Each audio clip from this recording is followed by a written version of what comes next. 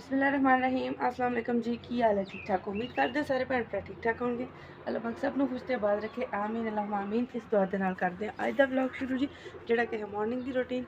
अज मेरा गला थोड़ा जिहा खराब होया है, गड़बड़ है क्योंकि कल असीं बनाए सी चावल खादे ने, इहदे वास्ते ना मेरा गले च कोई मसला बन गया है, इस आवाज़ मेरी बहुत भारी भारी है जी। मॉर्निंग की रूटीन करते हैं तुहानूं welcome to my another vlog जी। और बड़ा ही सोहना बड़ा खूबसूरत जहा व्लॉग, अच्छा जहा प्यारा जो व्लॉग है, तो तुसीं करना है लाइक कमेंट शेयर, तो चैनल को करना है सब्सक्राइब अगर हुण तक नहीं किया, ठीक है। तो बेल आइकन लाजमी प्रेस करना है, ठीक है। फुल वीडियो वॉच करनी है, स्किप नहीं करनी है। तो माशाल्लाह अज सोहनी चढ़ आई है, वेखो जी। अज मेरा इरादा है कि जना कपड़े कुपड़े अज कुछ धोता लगे, क्योंकि बड़ी सोहनी है उठी उठी धुप चढ़ी है, ध्याड़ी ध्याड़ी कपड़े जान दे सुख। तो बाकी जाना से अज हॉस्पिटल भी, वो देखा निक्की आमनी है, निक्की लैके जाने जी, निक्की आ गई तो उन्होंने लैके जा सा, नहीं तो फिर जो ना कपड़े कुपड़े धो लाँगे, वेले हो जाएंगे कपड़ों तो, टेंशन मुक जासी, क्योंकि कपड़े बहुत सारे इकट्ठे हो चुके हैं। तो धोने भी हत्थों नाल पैंदे है, तो बड़ा वड्डा स्यापा बन जाता ना, हत्थों नाल धोना पैंदा। फिर एक मशीन होवे ना, टेंशन नहीं होंदी, टाइम थोड़ा भी होवे, बंदा चुक के मारे बिच चक्कर आगे कड़ के धो के सुकने पा दे। बह के मलने होंदे बड़ा टाइम लगता, एक करके मलना पैंदा, ठीक है जी। तो लाइक कमेंट शेयर करें, चैनल करें सब्सक्राइब, तो चलते हैं अपने काम वाले। मॉर्निंग की रूटीन के असीं लाना है सुबह सुबह, मतलब बड़े काम करने वाले, तुहानूं पता ही है। तो अज आ जोड़ा कबाड़ कबूड़ इत्थे पे ना, यह भी चुकना, चुक्या सटांगे कबाड़, तो इत्थों भी जगह करांगे वेली, जगह साफ सुथरी हो जाए, बड़ी सोहनी लगेगी। होर भी अंदर जो कोई स्क्रैप कबाड़ कबूड़ पे, वह भी चुक के वेला करांगे, कमरे करांगे वेले, कमरा करांगे सैट, होर कोई जोड़ा हुंदा है, मतलब जब तक बारिश ना आवे उन्नी देर तक सैट करांगे। बारिश आई तो फिर देखी जाएगी, उन्नी देर तक जो कोई सैटिंग मैटिंग होंदी है वो तो करिए ना। तो मुर्गियां मेरियां टुट गए दरवाजे, खुड का दरवाज़ा टुट गया ना, तो मुर्गियां खुड विच बाहर निकलने की कोशिश करनी, पर शुक्र हाले तक निकलियां कोई नहीं। मेरा अमरूद का बूटा भी माशाल्लाह लग रहा कि हो ही जाएगा। आ देखो, अरे रखवाली वास्ते कोल बंदा भी बैठे है। हूँ मेरा दिल है चलिए अपना काम करिए शुरू, मॉर्निंग की रूटीन वाला। तो तुसीं नहीं जाना, साडे नाल रहना, लाइक कमेंट शेयर करना है, चैनल को करना है सब्सक्राइब। तो होर वाली बड़े सारे ढेर सारे काम ने जिहड़े तुहानूं दसने भी हैं, तो करने भी हैं, लेकिन वो तां दसांगे कि तुसीं मेरे नाल रहोगे, कंप्लीट वीडियो वॉच करोगे, फिर नाल दसांगे कि असीं होर की कुछ कर रहे हैं, ठीक है जी। लाइक कमेंट शेयर करो, तो आ जाओ साडे नाल। अगर हुण तक सब्सक्राइब नहीं किया तो जाके सब्सक्राइब भी कर देवे। ओ वेखो चिड़ियाँ मेरियां आईयां दाना खान, नजर आईयां। आ देखो, आ बूआ टुट गया, ए वाला फट्टा खलवाया, ठीक है, ये भी टुटे, ए वाला तो टोटली टुट गया, जो पहले खलवाए दा सी, लदा हो गया सारा कुछ।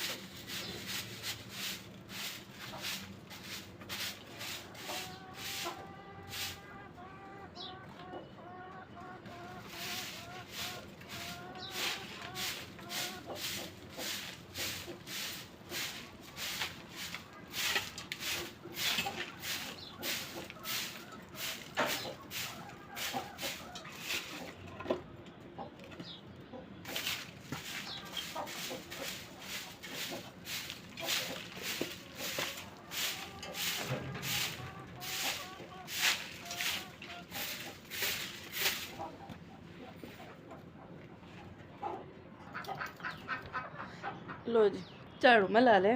हुण असीं बना लिया भी नाश्ता ते नाश्ते तो बाद करांगे असीं की करांगे भांडे धो लांगे क्योंकि नाश्ता हुंदा साडा थोड़ा लेट।